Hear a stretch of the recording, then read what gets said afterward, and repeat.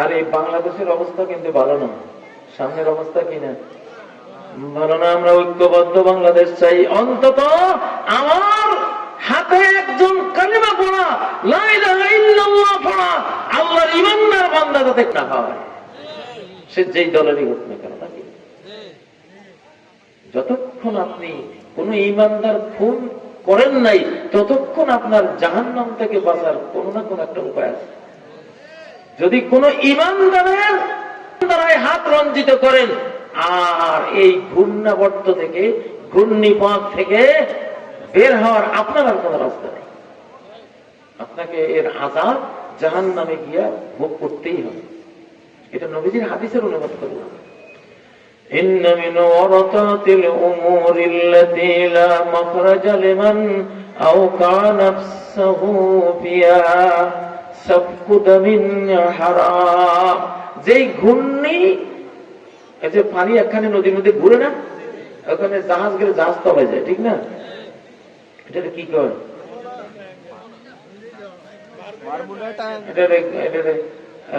ঘূর্ণিপাক। ঘূর্ণিপাক কয়, ঘূর্ণিপাক। এই ঘূর্ণিপাক হইল এই মার্ডার কেস করা, কোন ইমানদার রেকন করা, এটা এত বড় ঘূর্ণিপাক। এখানে পড়ছ শেষ। তুমি এইটা আল্লাহর কাছে গোটা পৃথিবী ধ্বংস হওয়া কিছু না। একজন মুমিন খুন হওয়া পৃথিবী ধ্বংসের চেয়ে আল্লাহর কাছে বেশি কষ্ট নেই। উনি এটা সইতে পারেন। ও ভাইয়েরা, তাহলে বাংলাদেশে আমরা আগামী দিনগুলিতে কি চাই? কোরআন চাই। কারা কারা কারা কোরআন চাই? আল্লাহরে দেখান।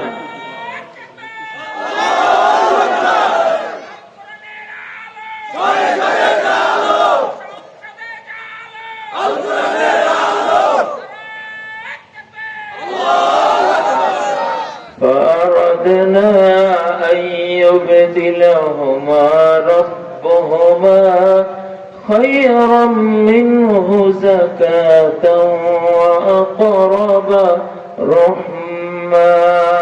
আমি এই কাফের হবে এই পোলাটারে মেরে দিলাম, আর আল্লাহর কাছে দোয়া করলাম যে আল্লাহ এই মা বাবাকে একটা মেয়ে সন্তান দিও, যে মা বাবা, যে মেয়ে সন্তানটা খায়রাম মিনহু যাকাতান, এই ছেলের চেয়ে পবিত্রতার দিক থেকে, মনের দিক থেকে, ঈমানের দিক থেকে, আমল আখলাক চরিত্রের দিক থেকে অনেক ভালো হবে, শ্রেষ্ঠ হবে, আল্লাহর কাছের হবে বেশি।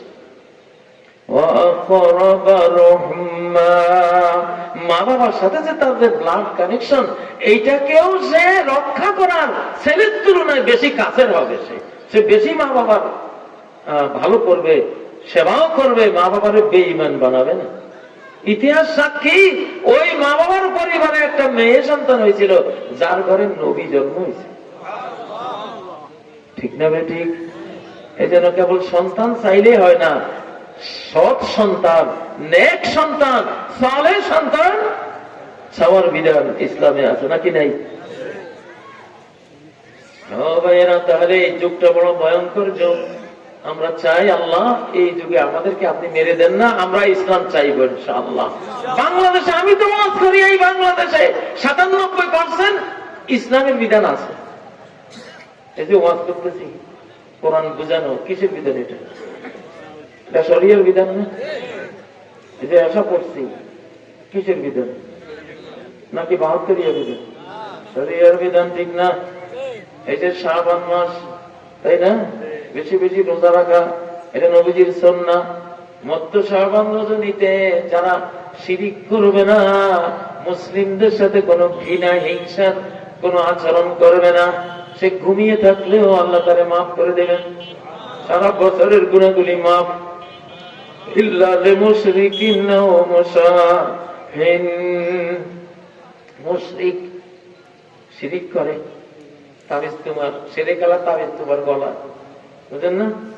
বিপদে পড়লে ওই ওই দিঘির মধ্যে গিয়া কিনা কয়, কি নোয়াখালীতে কি কয়, প্রসাদ দিয়েছে, বট গাছের তলায় গিয়া, হ্যাঁ ভেন্ডি না দিয়ে শিরিক না, হ্যাঁ ভেন্ডি দিয়ে মিয়া।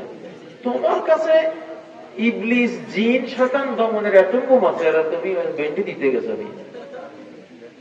সূরা ফালাক আর সূরা নাস। তোমাদের কাছে আর কয়টা দিন আছে মিয়া? জেলখানা থাকতে হাজার হাজার মোকাবেলা করছি, হাজারে হাজারের সাথে মোকাবেলা করছি। কারণ কোরআন বুকে আছে, কি আছে? কোন চিন্তা নেই, কোরআন হাতে আছে, এটাতে পাওয়া। তো বেন্ডি দিবা কেন? মুসলমান তুমি আল্লাহর কাছে না যাইবা, কার কাছে যাইবা?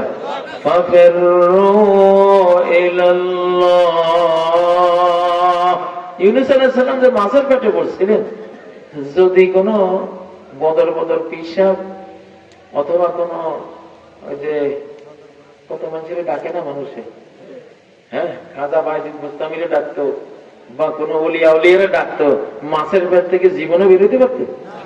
কারে ডেকে বের হয়েছেন? কারে ডেকে? লা ইলাহা ইল্লা আনতা সুবহানাক ইন্নী কুনতু মিনাল যালিমিন। ঠিক না বেটি?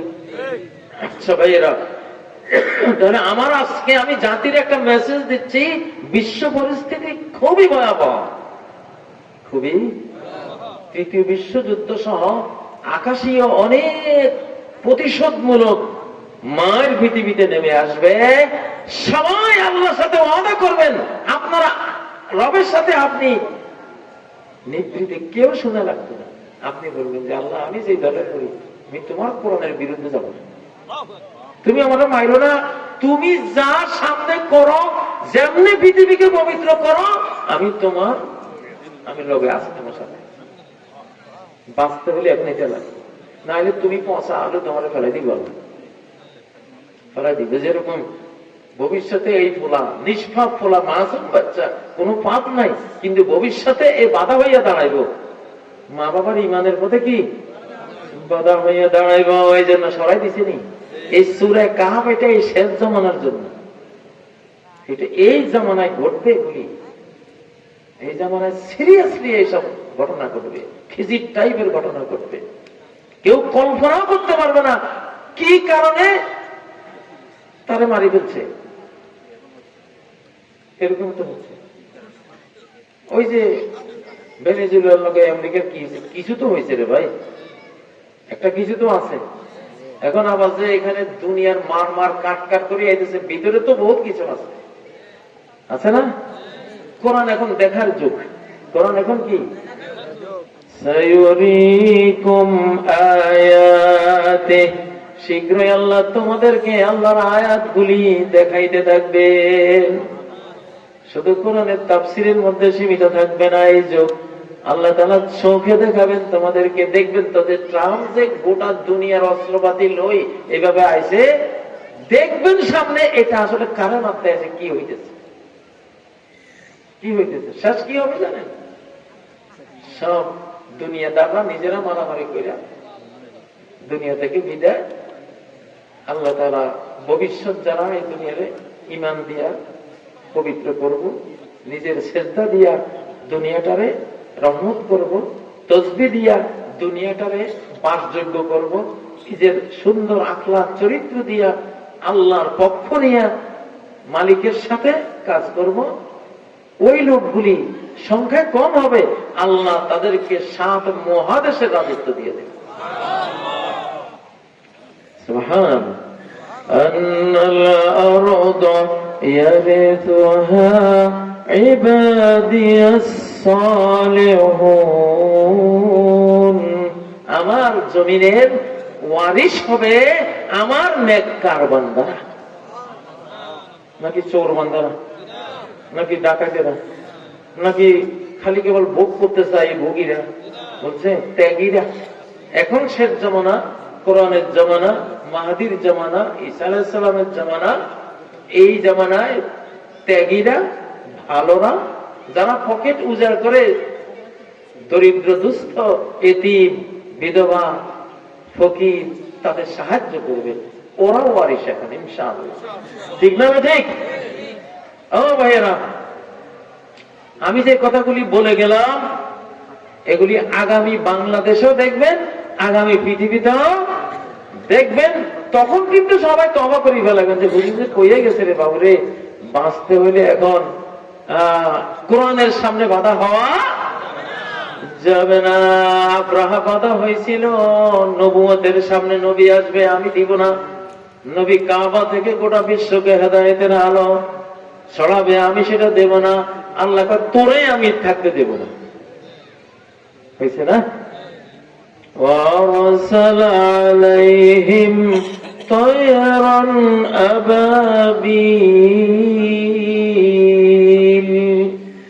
এখন এরকম বহু আব্রাহা আল্লাহ মাইরা দেবেন, বহু বিশ্ব শক্তি, বড় বড় সুপার পাওয়ার, যদি তারা আল্লাহর মুসলিম জাতির সাথে কোরআনের সাথে ফাইট লাগায়, আল্লাহর আকাশীয় শক্তি দিয়ে আল্লাহ বিদায় করে দেবে।